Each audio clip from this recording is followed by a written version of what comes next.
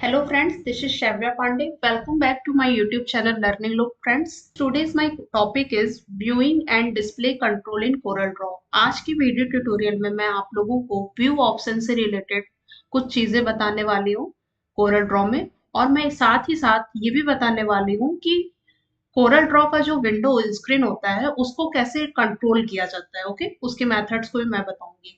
तो चलिए आज की वीडियो ट्यूटोरियल को स्टार्ट करते हैं और देखते हैं कि ये व्यू ऑप्शन में क्या क्या यूजेस होते हैं। ओके,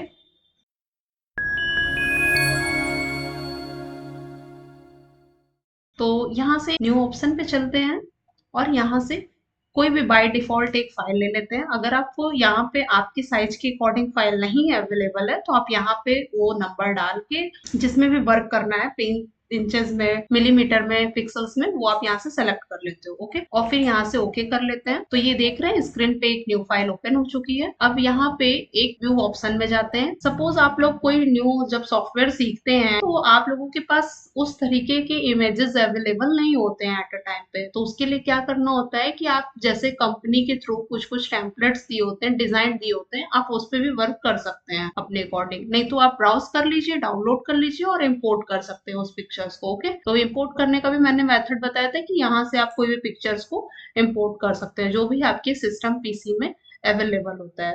तो मैं अभी सपोज मेरे पास कोई पिक्चर ऐसा है नहीं तो मैं इसके लिए एक न्यू फाइल में जाती हूँ और न्यू फ्रॉम टेम्पलेट पे जाती हूँ। जब मैं इस ऑप्शन पे क्लिक करती हूँ, ठीक है, तो यहाँ पे आप देख रहे हैं कि ये एक बहुत सारे डिजाइन कंपनीज के थ्रू अलग अलग दिए हुए हैं। तो यहाँ पे से कोई भी एक पिक्चर में एज अ सैंपल पिक कर लेती हूँ। ओके, तो यहाँ आप देख रहे हैं कि ये जो मैंने इमेज ली है वो आप देख रहे हैं कि ओपन हो चुका है। इसके भी एक मेथड होते हैं, जो भी ओवरलैप ऑब्जेक्ट्स होते हैं, सपोज जैसे ये ऑब्जेक्ट्स ओवरलैप है जिसमें भी शैडो आपको दिख रहा हो वही यहाँ हाईलाइट करेगा। रास्टराइज, कॉम्प्लेक्ट इफेक्ट, जो भी इफेक्ट इसमें लगाया गया हो, शैडो लगाया गया, वो क्या होता है, वो हाईलाइट करता है। अगर आप वैसा पिक्चर नहीं लिए हैं तो वो शो नहीं करेगा, ये हाईलाइट नहीं होगा। तो आपको खास ख्याल रखना है कि इमेज भी उस तरीके का होना चाहिए आपके पास, ओके, जिसमें शैडो या इफेक्ट ऐड हो। ओके, तो यहाँ पे आप वायर फ्रेम लेते हैं। अब वायर फ्रेम पे क्लिक करते हैं। सबसे पहला ऑप्शन होता है वायर फ्रेम। वायर फ्रेम क्या करता है कि एक्सट्रूजन, कंटूर्स और ड्रॉप शैडो को हाइड करके ये ड्राइंग की स्केच या आउटलाइन को प्रेजेंट करता है। जैसे सपोज इस पे क्लिक करते हैं, आप इसके बिफोर आप देखे होंगे कि ये इमेज था। यहाँ पे जाते हैं न्यू फ्रॉम टेम्पलेट और ओपन कर लेते हैं। ठीक, तो आप देख रहे हैं कि ये इमेज था मेरे पास करंट में। लेकिन जब मैंने वायर फ्रेम इस पे ऑप्शन अप्लाई किया,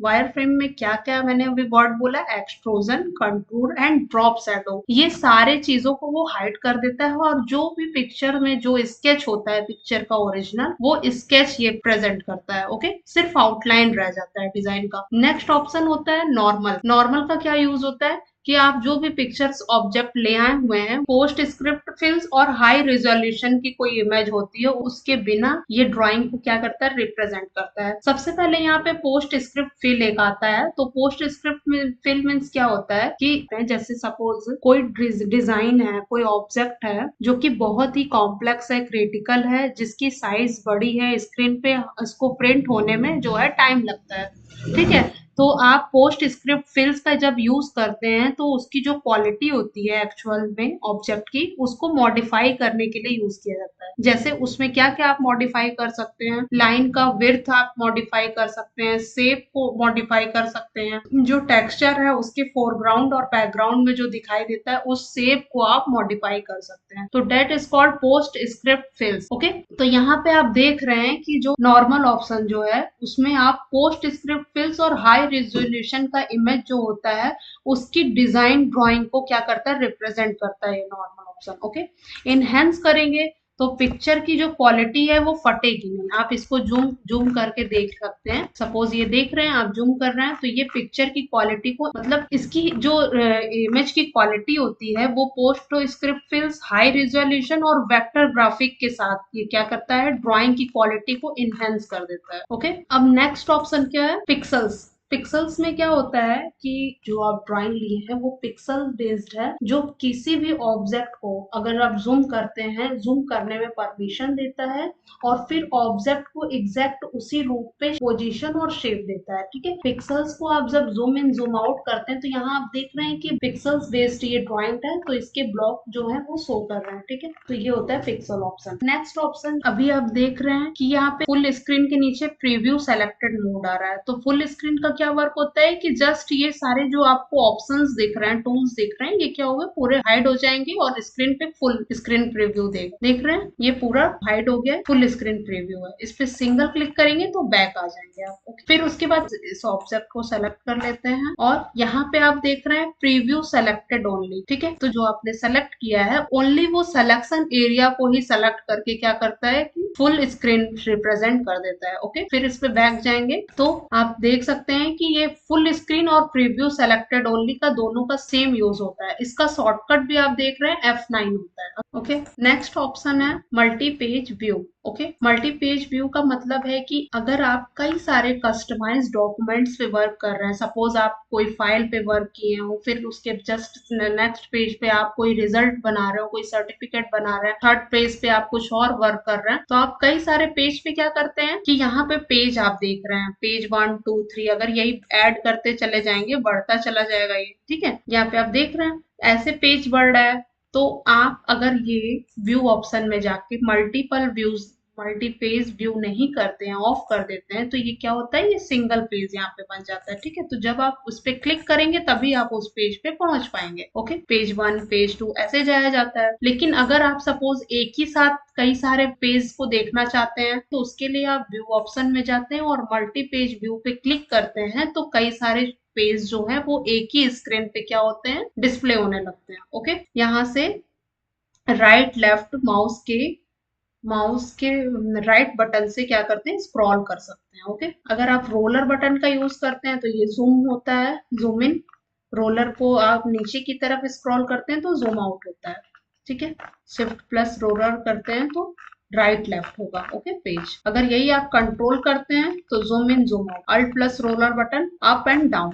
ओके, तो ये मल्टीपल पेज का यूज होता है। ठीक है, अब हमें यहाँ पे सिंगल पेज चाहिए तो यहाँ से इसको ऑफ कर लेंगे। ठीक है, फिर व्यू ऑप्शन में चलते हैं, जूम इन। जूम इन का मतलब होता है यहाँ से भी आप जूम इन मोड को अप्लाई कर सकते हैं और एक यहाँ पे भी आप देख रहे हैं कि जूम इन मोड यहाँ पर भी ऑप्शन में आ रहा है। ठीक है, आप इसको अल्ट बटन से अप एंड डाउन भी कर सकते हैं। ठीक है, ये सारे शॉर्टकट्स हैं। ठीक है, तो ये होता है zoom in mode. Okay, zoom out क्या होता है, जूम आउट पे क्लिक करते हैं, इसकी जो साइज है छोटी होगी, इसका भी सेम वही होता है ऑप्शन। शॉर्टकट जो होता है वो शिफ्ट के संग राइट लेफ्ट, माउस के रोलर बटन के साथ शिफ्ट प्रेस करने से राइट लेफ्ट होगा और साथ ही साथ अल्ट बटन के संग माउस का रोलर बटन अगर आप यूज करते हैं तो अप एंड डाउन होगा। ओके, अगर आप इन दोनों को छोड़ देते हैं, शिफ्ट अल्ट को, और सिर्फ माउस बटन का यूज करते हैं तो जूम इन जूम आउट हो सकता है। ठीक है, नेक्स्ट ऑप्शन होता है जूम टू फिट। अगर आप कोई भी ऑब्जेक्ट बना रहे हैं, मूव हो गया है, कहीं स्क्रीन से आपके हाइड हो गया है, तो आपको उसको सेंटर पोजीशन पे और फिट करने के लिए कौन सा कमांड का यूज किया जाता है, zoom to fit. Zoom to fit अगर आप करते हैं, इसका शॉर्टकट होता है F4। अगर आप जूम टू फिट करते हैं तो वो सेंटर पे एग्जैक्ट पोजीशन पे आ जाता है वो आपका पिक्चर। ओके, ये आप देख रहे हैं अभी बहुत बड़ा है और इसको मैंने स्मॉल कर दिया है, तो इसको अगर मुझे सेंटर पे लाना और एग्जैक्ट उसी पोजीशन पे लाना है, सेंटर पोजीशन पे, तो जूम टू फिट क्लिक करेंगे तो ये देख रहे हैं वापस से सेट हो गया। ठीक, तो ये होता है zoom to fit. Proof colour क्या होता है कि सपोज आप कोई डॉक्यूमेंट्स या ऑब्जेक्ट देना है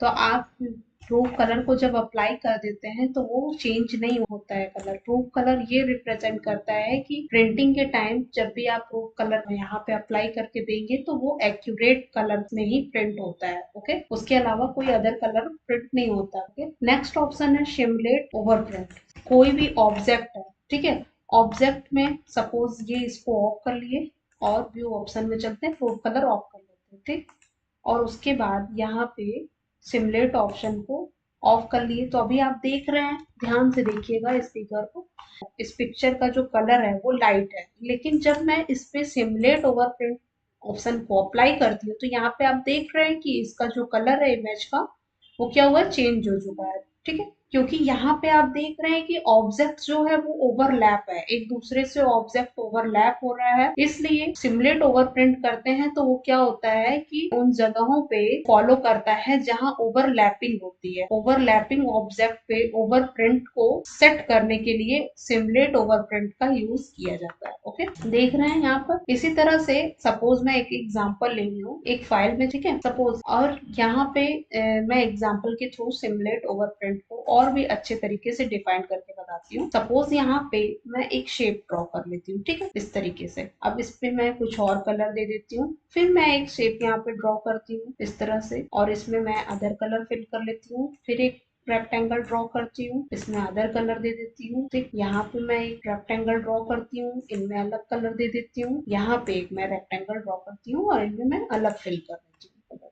ओके, तो सपोज ये मेरा एक शेप बन गया। अब इसको मैं सेलेक्ट कर लेती हूँ ओवरऑल पिक्चर को। जब मैंने इसको सेलेक्ट कर लिया तो मैं यहाँ से व्यू ऑप्शन में जाती हूँ और सिमुलेट ओवर प्रिंट को मैं क्या करती हूँ, ऑन कर ली, ठीक है। सपोज मैं इस पे सिमुलेट ओवर प्रिंट अप्लाई कर लिया, फिर उसके बाद आपको क्या करना है, नेक्स्ट ऑप्शन में ऑब्जेक्ट में जाना है और ऑब्जेक्ट में जाके यहाँ पे आप ओवर प्रिंट फिल इस पे क्लिक कर देते। जब आप इस पे क्लिक करते हैं तो आप देख रहे हैं कि ये जो है कलर क्या हुआ है, ओवर प्रिंट हो गया है। इसके दो कलर को जब मैंने यहाँ पे ऐड किया तो जस्ट अदर कलर बन रहा है, ठीक है।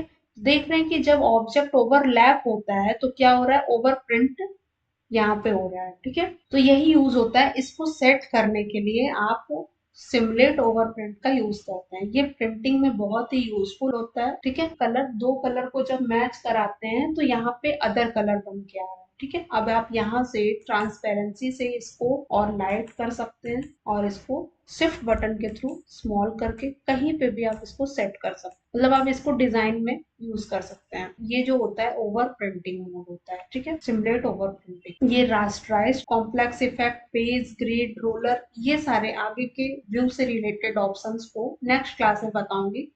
ओके, तो आज की वीडियो ट्यूटोरियल में इतना ही। Thank you so much.